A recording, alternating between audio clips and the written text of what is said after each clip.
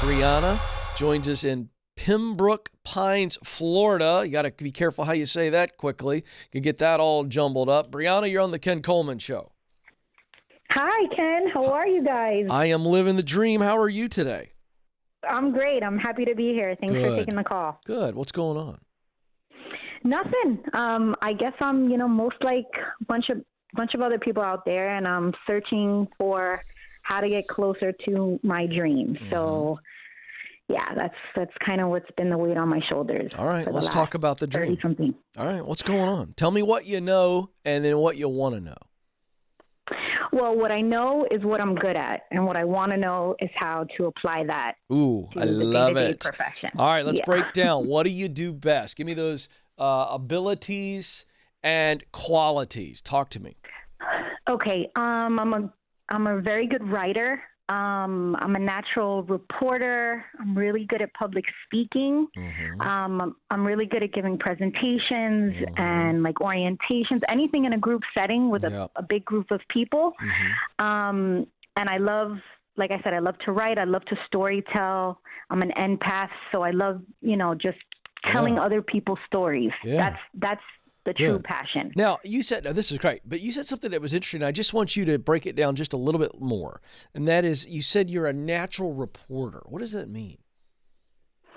I'm just so interested in other people's stories, and I know what to do to get down to the bottom of what they're trying to say, and I just enjoy doing the research and then rewriting. So love it. That's just, my parents are retired cops, so I kind of runs in the family. I love it. Now, hey, I don't know if you realize what you've just done, but you walked from indicator number 1, what you do best, and you started walking right into what you love to do most. I don't know if you realize that, but you just... No, I didn't. Yeah, you just told us. You really love, because here's what you said. You said, Ken, I'm really good at writing. I'm really good at speaking. I'm a natural reporter. I'm a storyteller. It's what I'm good at. But as you were telling us what you were good at, you also said, I love it. I love sharing other people's stories. Right. So here's the deal. You love being a storyteller with the written word and the spoken word. Yeah, absolutely. Yes. You love presenting, or I'm going to use the word performing. You love performing a public performance, whether it's a speech or it's some type of instruction or whatever. That's what you really love to do. You like to use words and you like to tell stories with those words. So I think we've pretty much figured out what you love to do. Am I right? 100%. Absolutely. 100%. Now, what are the results that matter most? So this is the third indicator. And so we looked at talent is what you do best, passion, what you love to do most. And then the third indicator is mission. And that is the results that matter most. So if you're writing and speaking, and you are storytelling as a writer and speaker, because that's what I do as well. When I'm giving a speech, we're storytellers. Mm-hmm. So if you're writing and speaking to tell stories, what are the results of that work that you would get most fired up about? Just even being able to just reach one person and have somebody somewhere think, oh man, I'm not alone, or oh, this article really helped me, or this was all right. Be more specific. Very insightful. So be more specific. I'm pushing you now. This is where the breakthrough comes. Okay. Tell me think about this. Who are you most wanting to help? Think of the person right now. Even if it's just one person. By the way, I love your head and heart on this. You're absolutely right. It's not about the masses. Who do you most want to help? What problem are you trying to help them with? What solution do you want to bring to them? Those are 3 clarifying questions under results that matter most. Honestly, Ken, I would have to say I would want to help somebody that was in a similar position that I am in terms of trying to find. I'm not trying to take your job, but I mean, in terms of trying to find their path as well, just because it's something that I feel I've been searching for over 20 years. So I just feel like that's what I can. So because you've dealt with so much angst and so much frustration, you figure that you want to write and speak on purpose and mission in your personal and professional life. Purpose, yeah, that would be great. Purpose and anything relatable, any commonalities that we have as a society in terms of, kids and work and balancing and family and trials and tribulations and anything that's relatable to the masses, which is now, what we all have in common. Here's what's great. As you were kind of riffing there, you started to expand the thought process a little bit more.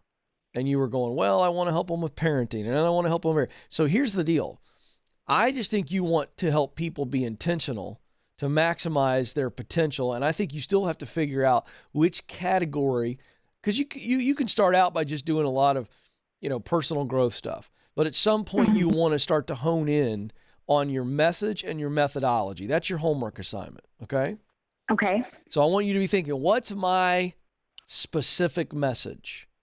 And then what's my methodology, right? So think message is your overarching theme, and think methodology as the way that you deliver the content and lead people on a path to the place you want to take them. Make sense?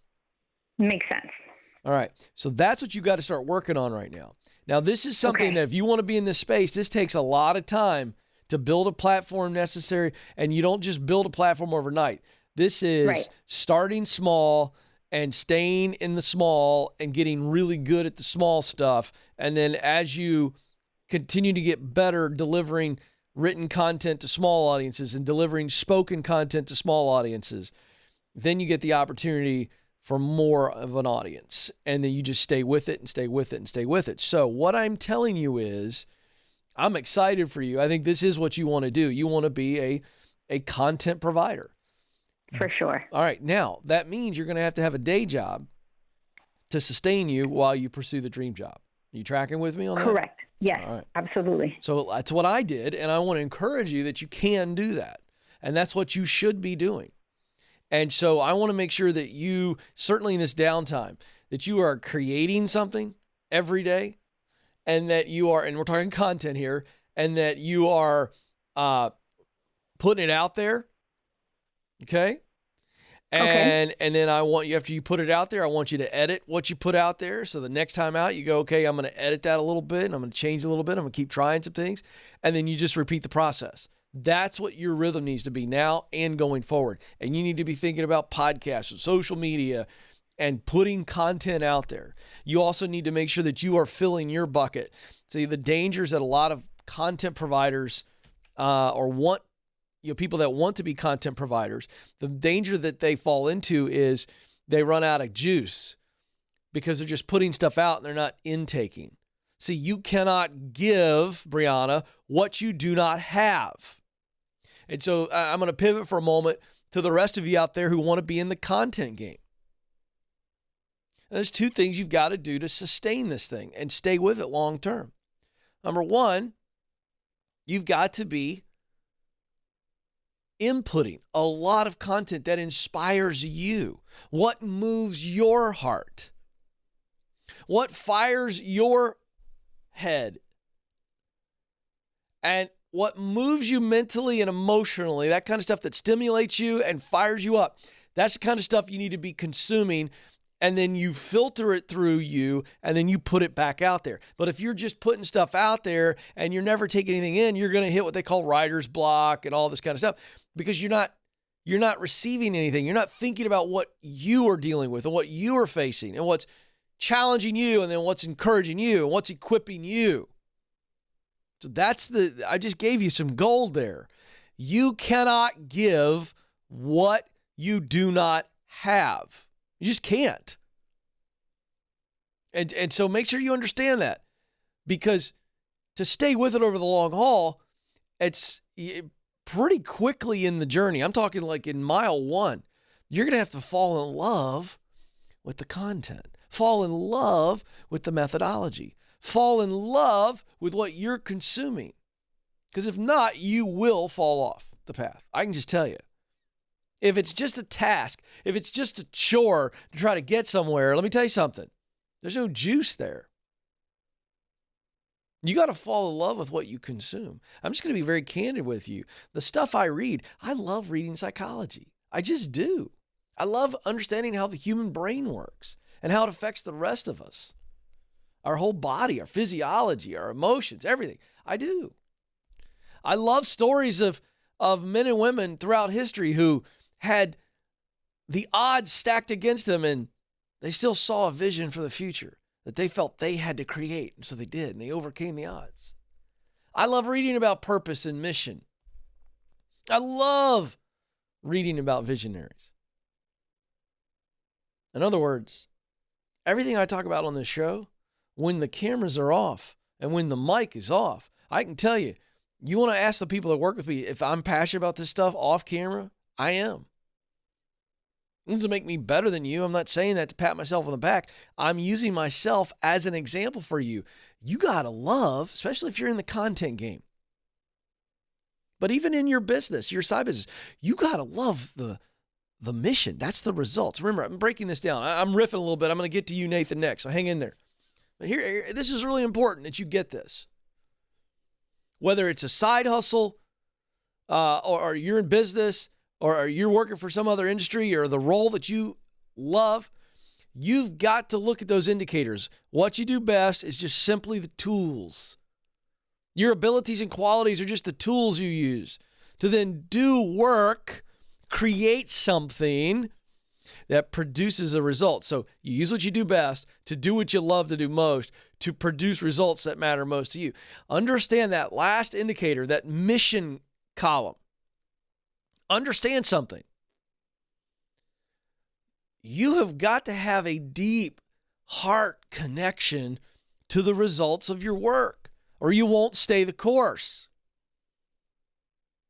See, that's where the juice is. Yeah, you got to really love the work. There's some juice there. But the juice is created when we really see the results that matter deeply to us. And you see those results and you go, oh, I really love the work, but man, those results. Whew, yeah, that fires me up. Absent of that, you won't have any staying power. I'm just telling you. Understand that.